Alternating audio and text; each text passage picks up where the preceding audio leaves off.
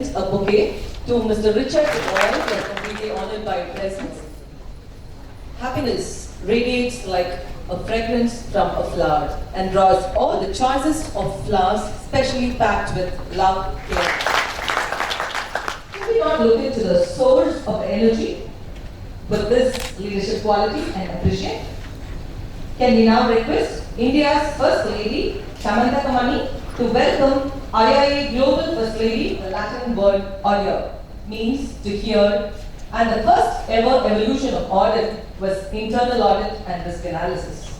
And today we have internal and external advocates, as risk managers, as control experts, as efficient specialists, and as problem-solving partners. We interact with every aspect of the business, from financials, operations, to marketing, to human resources. Such a demanding position requires a strong partner. The IIA serves you as your partner. And every time I have tried to anticipate what next year's audit priorities would be, whether as a chief audit executive or as a leader in one of the big four, or later in my role as the IIA CEO, almost inevitably I've been wrong, because risk is very dynamic and it's very unpredictable, and we'll come back to that theme in a few minutes. What I do want to do, rather than to predict for you what the future will bring, is that I want to give you some advice as to how to be prepared for the future, no matter what it brings.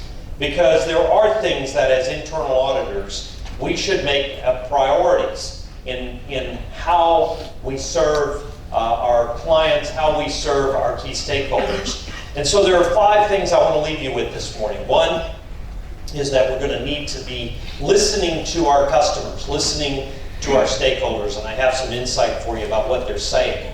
The second is that we have to be agile. The one thing that has distinguished our profession in the last 2 decades at least is our agility, our ability to respond quickly when risks emerge. Third is that we're going to need to really focus on the kind of talent that it's going to take, and we've had a couple of our speakers have already alluded to that.